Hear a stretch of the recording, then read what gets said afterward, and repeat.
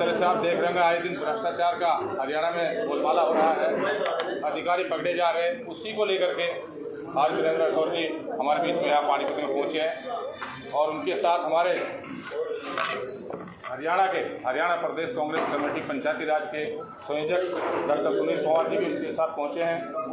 यहाँ हमारे स्थानीय संजय अग्रवाल जी जो कि यहाँ से शहर से प्रत्याशी रहे वो भी यहाँ मौजूद हैं। हमारे आदरणीय मोकम छोकर जी जो कांग्रेस के वरिष्ठ नेता वो भी मौजूद हैं। हमारी बहन जिला महिला कांग्रेस की अध्यक्ष निर्जा बारी जी भी यहाँ मौजूद हैं। हमारे छोकर साहब प्रेम छोकर जी यहाँ मौजूद हैं। हमारे यूथ कांग्रेस करनाल के जिलाध्यक्ष हमारे निश्चित सोई जी भी यहाँ मौजूद हैं। हमारे लीगल सेल के जिला वो उसके प्रदेश के सचिव चांद चौधरी जी भी मौजूद हैं। हमारे यहाँ पे गुलशन मल्होत्रा जी जो कि ओबीसी सेल के प्रदेश के महासचिव हैं वो भी मौजूद हैं। रविंद्र मिठान जी और तमाम हमारे यहाँ साथी यहाँ उपस्थित हैं। बाकी आगे की कार्रवाई मैं आप लोगों यहाँ पहुँचे उनका आपका भी अभिनंदन करता हूँ, स्वागत करता हूँ सभी प्रेस के साथियों का। अब आगे संजय अग्रवाल जी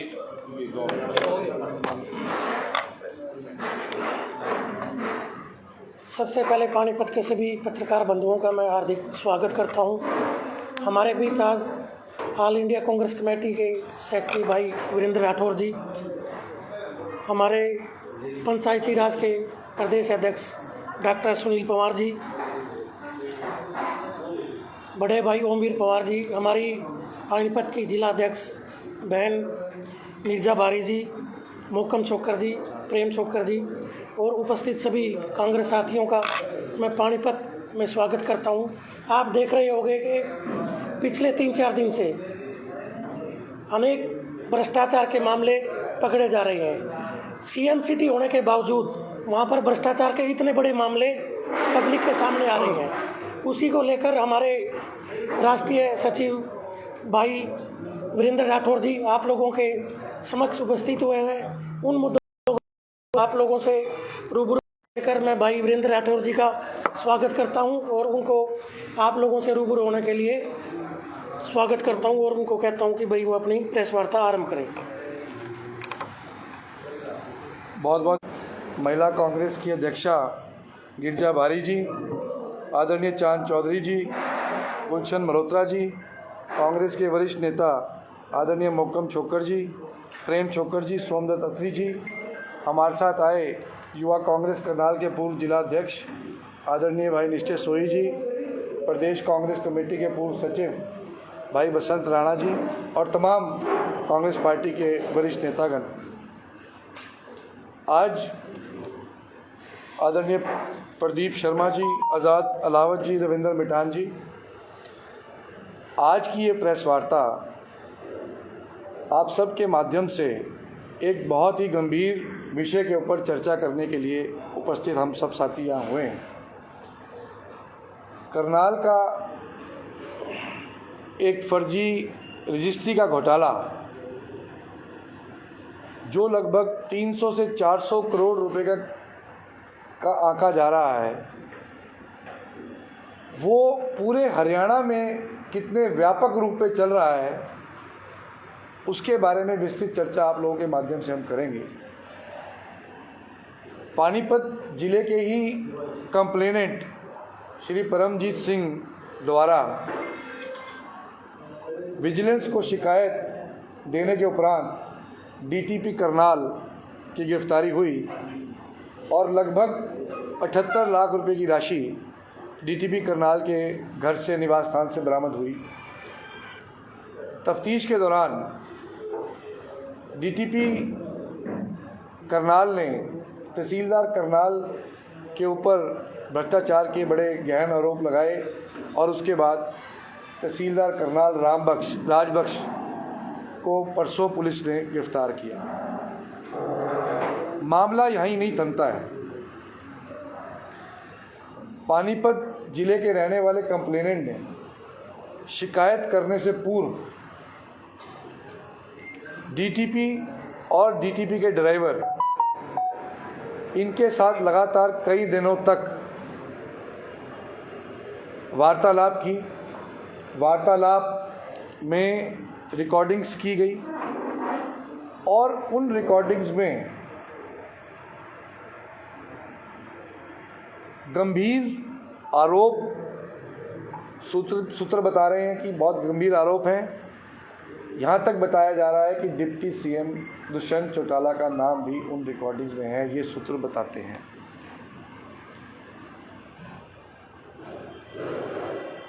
कल हमारी सारी टीम ने लगभग 2000, ये नंबर बहुत इम्पोर्टेंट है, 2000 फर्जी रजिस्ट्रियों की कॉपियों के साथ प्रेस वार्ता की, जिसके उपरांत सदन के अंदर भी कांग्रेस के विधायकों के माध्यम से एक लंबी चर्चा और मुख्यमंत्री से जवाब मांगने की प्रक्रिया, कल लंबी बहस सदन के अंदर भी हुई। आप हैरान होंगे कि बगैर नो ड्यूज जमा कराए फर्जी प्रॉपर्टी आईडियों के आधार पर रिश्वत लेकर के इन तमाम रजिस्ट्रियों को किया गया। इन्वेस्टिगेशन बता रही है कि टोटल संख्या रजिस्ट्रियों की पूरे करनाल जिले की लगभग 8000 के करीब है, जिसमें से 2000 रजिस्ट्रियां तो हमारी टीम ने स्वयं पोर्टल से डाउनलोड करके मीडिया कर्मियों के साथियों के सामने रखने का काम। और ऐसी चर्चा है कि प्रति रजिस्ट्री के अंदर लगभग 1 लाख रुपए, 70-80 हज़ार से लेकर के 1 लाख रुपए तक की रिश्वत तो तहसीलदार साहब के पास गई। अगर जीरो से मल्टीप्लाई कर लें 2000 को तो शायद जीरो कम पड़ जाएंगे कैलकुलेटर।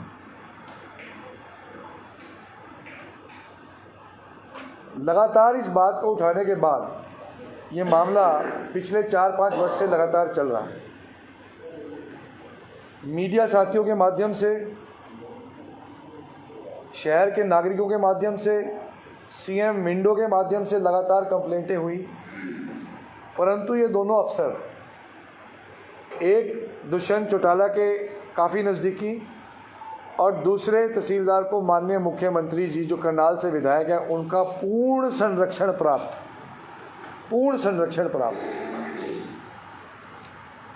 सवाल उठा पर भाजपा मार्केटिंग के अंदर बहुत आगे रहने का काम करती है। भाजपा के नेताओं ने कहा कि हम जीरो टॉलरेंस वाली पार्टी हैं और हमने इस भ्रष्टाचार को पकड़ा। हमारा ये मानना है कि ये अगर कंप्लेनेंट शिकायत करने से पूर्व तमाम चीज़ों को रिकॉर्डिंग पे ना लेता तो कभी भी इस मामले को उजागर नहीं किया जा सकता। तो ये सरकार की मजबूरी बनी कि कैसे उन रिकॉर्डिंग्स को कंप्लेनेंट से लिया जाए, और हमें आज ये खतरा है कि सरकार उन तमाम रिकॉर्डिंग्स को डिस्ट्रॉय करने का काम करेगी।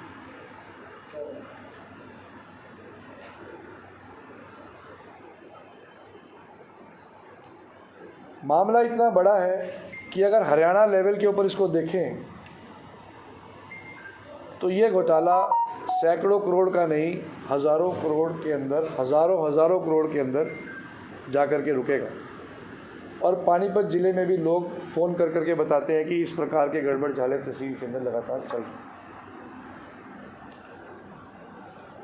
आज की प्रेस वार्ता में कुछ सवाल प्रदेश की जनता के लिए और सब सोशल मीडिया के साथियों के जो कमेंट्स इस प्रेस वार्ता में आए, हम चाहते हैं मुख्यमंत्री जी अगर कांग्रेस की बात ना सुने तो कम से कम प्रदेश की जनता की बात सुने उन सवालों को लेकर के।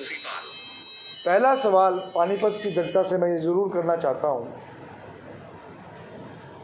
कि क्या इस तमाम घोटाले की जांच सीबीआई या किसी न्यायपालिका के जज के द्वारा की जानी चाहिए कि नहीं चाहिए? ये जनता ही तय करे और माननीय मुख्यमंत्री जी को बताने का काम करे।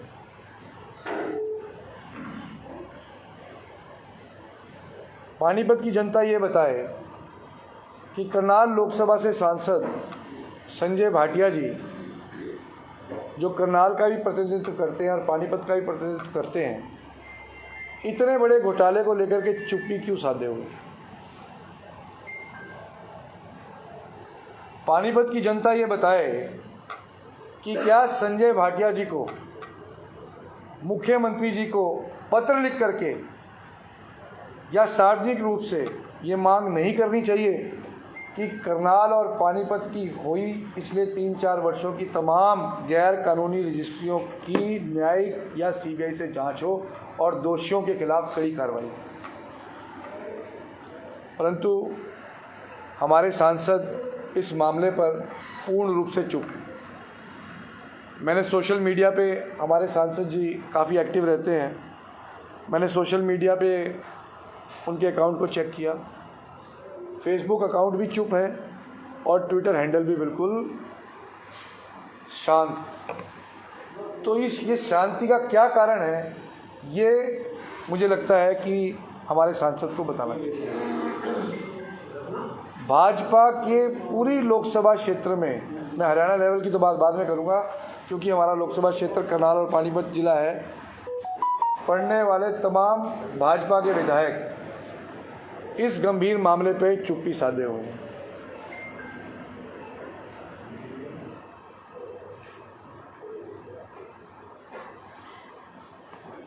भाजपा के नेताओं ने करनाल के पूर्व डिप्टी कमिश्नर निशांत यादव जी को एक ईमानदार अफसर की उपाधि दी और हम लगातार कह रहे थे, आज से नहीं, लगातार 1 वर्ष से इस बात को उठा रहे थे कि आज तक का सबसे भ्रष्ट अधिकारी करनाल के अंदर कोई डिप्टी कमिश्नर आए तो निशांत यादव जी आए।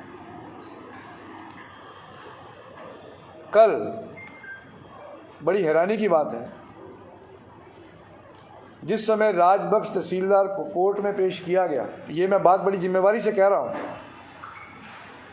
तो मजिस्ट्रेट द्वारा ये सवाल पूछा गया कि आप क्या कहना चाहते हैं, तो तहसीलदार राजबख्श ने कोर्ट के सामने ये माना कि उन्होंने डीटीपी करनाल के द्वारा दिए गए 3 करोड़ रुपए निशांत यादव डीसी को पहुंचाने का काम किया। पर हैरानी की बात यह है कि वहाँ कुछ लॉयर्स भी मौजूद थे, परंतु इस कन्फेशन को भी रिकॉर्ड पे नहीं लिया गया। आप सोच सकते हैं कि प्रेशर कितना ज़बरदस्त होगा।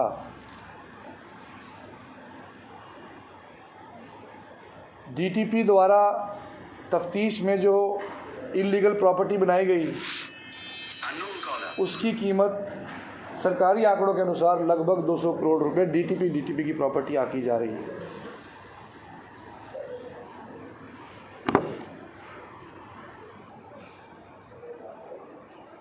तो हमारी ये मांग है तमाम साथियों की कि ये हरियाणा के इतिहास के अंदर सुनियोजित तरीके से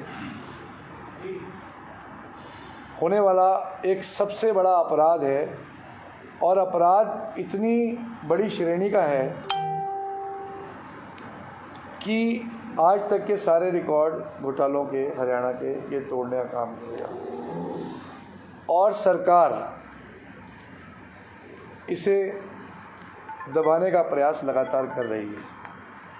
कल विजिलेंस को मैं धन्यवाद करता हूँ, विजिलेंस के एसपी राजेश फोगाट जी का, जिन्होंने इतनी हिम्मत जुटाई और इस बड़े खुलासे करने में वो कामयाब हुए। परंतु कल एक ही दिन का जो तहसीलदार का पुलिस रिमांड हुआ है, उससे ये साबित हो रहा है कि आगे परतें खोलनी बहुत मुश्किल है, चारों तरफ से प्रेशर बहुत ज़्यादा है। मैं फिनिश करूँ तो आज हम आपके माध्यम से इस आवाज़ को उठाने के लिए पानीपत में पहुँचे हैं कि एक तो यहाँ के सांसद भी मांग करें कि इसकी न्यायिक जांच और इसकी सीबीआई जांच होनी चाहिए। हरियाणा सरकार, मुख्यमंत्री हरियाणा इस बात की जांच करें कि इसकी न्यायिक जांच हो और इस केस को सीबीआई को सौंपा जाए और हर एक तहसील का हरियाणा के अंदर इस प्रकार की जांच हो, तो आप सामने आएगा कि ये बहुत बड़ा घोटाला उजागर हुआ। राठौड़ जी, जिस पार्टी की सरकार होती है अफसर उसी की मर्जी से होते हैं, जो वहाँ की जनप्रतिनिधि हैं, जिनकी सरकार है जिस पार्टी की, तो उन नेताओं की मर्जी से अफसर लगते हैं, क्योंकि उन्हें पब्लिक के प्रति जवाबदेही होते हैं कि हमारी सरकार है, लोगों ने वोट दिए हैं।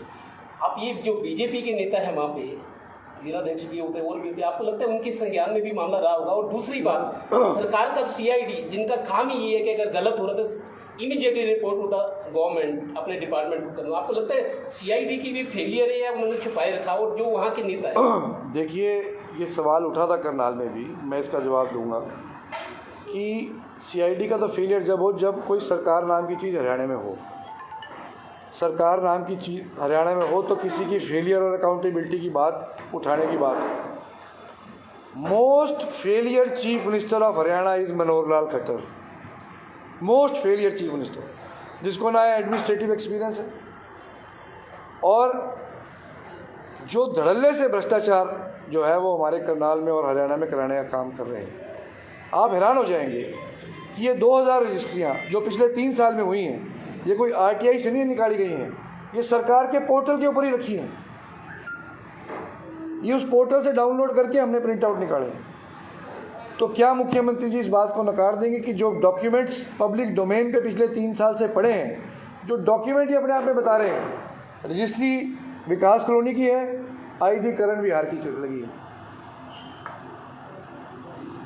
रजिस्ट्री अनऑथराइज कॉलोनी की हो रही है, आईडी ऑथराइज कॉलोनी की लगा दी गई है और ऑटोमेटिकली कंप्यूटर ने ऑथराइज आईडी के नो ड्यूज़ नहीं मांगे और नो ड्यूज़ 2-2 लाख रुपए जमा करने हैं। तो स्टेट के एक्सचेकर को कितना बड़ा लॉस है।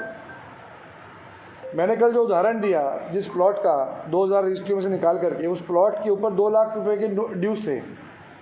विकास कॉलोनी का वो प्लॉट था। करण विहार जो ऑथराइज कॉलोनी है उसकी आईडी लगा दी गई, कंप्यूटर ने वो आईडी उठा ली, अर्जी निवीस ने विकास कॉलोनी में लिख दिया उसके अंदर और तहसीलदार ने रजिस्ट्री कर दी। रिश्वत खा के तो रजिस्ट्री हो गई और 2 लाख रुपए जो सरकार को जाना था नो ड्यूज़ का, वो एम्बेजल हो गया। तो सरकारी खजाने को कितना बड़ा लॉस। अब ऐसी 8000 रजिस्ट्री हैं, 8000 रजिस्ट्री को 2 लाख से मल्टीप्लाई करके देखिए कितने सैकड़ों करोड़ों के आसपास चले जाएगी। एक आपने ये बात कही कि कोर्ट में तहसीलदार ने बयान दिया कि 3 करोड़ रुपए डिप्टी कमिश्नर के नाम पे थे।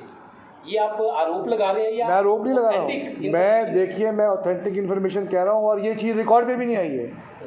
आप ये समझ सकते हैं कि कितना बड़ा प्रेशर है सिस्टम के अंदर कि वहाँ वकील मौजूद हैं, वकीलों के सामने तहसीलदार कन्फेशन कर रहा है कोर्ट में and things are not taken on record and he is given only a police remand of 1 day. अब हमारी मजबूरी ये है कि हम जुडिशियल सिस्टम के ऊपर क्वेश्चन मार्क नहीं उठा सकते, हमारे देश का कानून है। पर मैं ये बताना चाह रहा हूँ कि इसकी गंभीरता कितनी बड़ी है। आप ये देखिए इसकी गंभीरता कितनी बड़ी है। सांसद जी के काफ़ी जो इनके पार्टनर रहे हैं प्रॉपर्टी में, उनका जो है यही आरोप है कि भाई ये दिल्ली के हाथ जो है वो दूध का सिक्का दे दिया रखवाली के लिए। उनका सबसे बड़ा भूमिका भैया तो जो है वो सांसद जी हैं। देखिए ये तो मैं नहीं कहूँगा क्योंकि मेरे पास प्रमाण नहीं है, पर ये प्रश्न बहुत बड़ा है कि सांसद चुप क्यों है। ये बहुत बड़ा प्रश्न है। ये प्रश्न ना केवल पानीपत में उठ रहा है, ये प्रश्न करनाल में भी जगह जगह उठ रहा है कि संजय भाटिया की चुप्पी इस मामले को और संदेहजनक बनाती है। एक इलेक्टेड रिप्रेजेंटेटिव होने के नाते उनको पब्लिक के सामने आकर के कहना चाहिए कि करनाल और पानीपत में पिछले 3 वर्षों में जितनी भी कॉलोनियाँ कटी हैं उनकी सबकी जांच हो। वो कहने में क्या, क्यों वो इस बात को नहीं कह पा रहे, क्यों नहीं बोल रहे। आपकी पानीपत में प्रेस कॉन्फ्रेंस इसलिए भी अहम है कि पानीपत वो शहर है बीजेपी को सबसे ज़्यादा वोट मिले, चाहे मेयर की बात है चाहे एमपी की बात है, सबसे ज़्यादा वोट पानीपत वालों ने दिए है बीजेपी को। नहीं, इसलिए भी प्रेस कॉन्फ्रेंस अहम है या नहीं? देखिए करनाल पानीपत जिला एक ही जिला है, वो चलो एडमिनिस्ट्रेटिवली अलग अलग हो गए पर करनाल पानीपत तो एक ही हम समझते हैं। परंतु ये कल भी सवाल आया था, ये बीजेपी और कांग्रेस का इशू ही नहीं है। कोई भी राजनीतिक दल अपने लीडर्स को करप्शन कराना नहीं सिखाता। करप्शन जो है वो एक इंडिविजुअल हैबिट है। प्लीज़ ये बहुत इंपॉर्टेंट मैं बोल रहा हूँ। ये इंडिविजुअल की हैबिट है। इलेक्टेड रिप्रेजेंटेटिव पब्लिक में अपना कंडक्ट कैसा रखे, ऑनेस्ट कंडक्ट रखे कि डिसऑनेस्ट कंडक्ट रखे, ये आदमी का व्यक्तिगत है। जो डिसऑनेस्ट आदमी होगा वो पार्टी चेंज करके दूसरी पार्टी में भी चला जाएगा, अपना बेसिक कंडक्ट नहीं वो छोड़ता। तो ये बीजेपी कांग्रेस की सवाल नहीं है, ये तो बेसिक कंडक्ट चीफ मिनिस्टर का, बेसिक कंडक्ट यहाँ के एमपी का अप टू द मार्क होना चाहिए कि नहीं होना चाहिए, ये तो जनता डिसाइड करे। परंतु भ्रष्टाचार के सबसे बड़े इस मामले के अंदर इलेक्टेड रिप्रेजेंटेटिव्स करनाल डिस्ट्रिक्ट के बिल्कुल साइलेंट है। उसका जवाब जो है निश्चित रूप से हम उनसे मांगने का काम करेंगे। ये कांग्रेस जो विपक्ष में होते हुए भी विपक्ष का काम नहीं किया आज तक, चाहे वो यहाँ जो है वो सब्जी मंडी का मामला हो, चाहे असंध रोड पर जो है पार्क का मामला हो, जो अभी ज़मीनों पे जो है वो, चाहे मतलब किसी भी रूप में अप्रोक्स रूप में जो है वो किसी के भी नाम की गई हो, लेकिन नाम जो है वो संजय भाटिया का। देखिए, कांग्रेस एक जिम्मेवार विपक्ष के रूप में हर एक मुद्दे को उठाने का काम करती है। लोकल इश्यूज़ पे संजय अग्रवाल जी चर्चा करेंगे, परंतु मेरी आपसे रिक्वेस्ट है कि पानीपत की मीडिया के माध्यम से ये सवाल हमारे इलेक्टेड रिप्रेजेंटेटिव से ज़रूर उठाया जाना चाहिए। सीएम साहब ने कल कहा है कि जांच की जाएगी रजिस्ट्रियों की 2010 से 2016 के बीच में, जो कांग्रेस कार्यकाल के दौरान की भी रजिस्ट्री उनकी भी जांच होगी। कल विधानसभा में इन्होंने ये बोला है, तो स्टेटमेंट तो आएगी है सरकार से। देखिए, जब रोम लुट गया उसके बाद इस बयान का क्या लाभ। जब इमारत जल रही थी और लोग चीख रहे थे, 5 साल से हम चीख कर कह रहे हैं कि ये तहसील भ्रष्टाचार का अड्डा है, हरियाणा का सबसे बड़ा घोटाला इस तहसीलों के अंदर हो रहा है, तब मुख्यमंत्री चुप थे। जब सब कुछ लूट के ले गए, अब आप जांच करते हैं। और सवाल इस बात का है, ये परिस्थिति वैसी है जैसे कोई 10वीं कक्षा में कोई छात्र लगातार फेल होता रहे 5 साल तक, और छठे साल में मुश्किल से 10वीं पास कर ले और हम उसको अचीवमेंट मानने लगे। ये वही परिस्थिति में मुख्यमंत्री जी हैं। जो काम मुख्यमंत्री जी को 5 साल पहले करना चाहिए था, लगातार उनके पोर्टल पर रजिस्ट्रियाँ पड़ी हैं, क्यों चुप थे। जब सारा हरियाणा लुट गया, अब मुख्यमंत्री जांच करें, 4 साल उन्हें पता जांच में निकलेंगे, इतनी सरकार चली जाएगी। क्या आप डिप्टी सीएम दुष्यंत चौटाला की संलिप्तता भी मानते हैं इस पूरे मामले? देखिए, मैं नहीं कह रहा, सूत्रों ने जो रिकॉर्डिंग करी है उन रिकॉर्डिंगों के अंदर नाम आ रहे हैं, और कल अभय चौटाला जी ने भी जो है तीखी प्रक्रिया इन तमाम चीज़ों के ऊपर और दुष्यंत चौटाला से जवाब मांगने का काम किया है। पर यह जग जाहिर है कि डीटीपी करनाल दुष्यंत चौटाला का ब्लू आइड ऑफिसर है, और तहसीलदार करनाल मुख्यमंत्री करनाल हरियाणा का ब्लू आइड ऑफिसर है। इन दोनों ऑफिसर्स को, इन दोनों लीडर्स के पूरा संरक्षण प्राप्त है, ये जग जाहिर है। कुछ पानीपत में भी कांग्रेस के जो हैं वो अवैध कॉलोनी काट रहे हैं इस टाइप। देखिए, हमने कल भी कहा कि भ्रष्टाचार कोई कांग्रेस और बीजेपी से रिलेटेड नहीं है। हमने करनाल में भी कहा मुख्यमंत्री को कि आपको लगता है किसी ने कुछ गलत किया, आप कार्रवाई करो।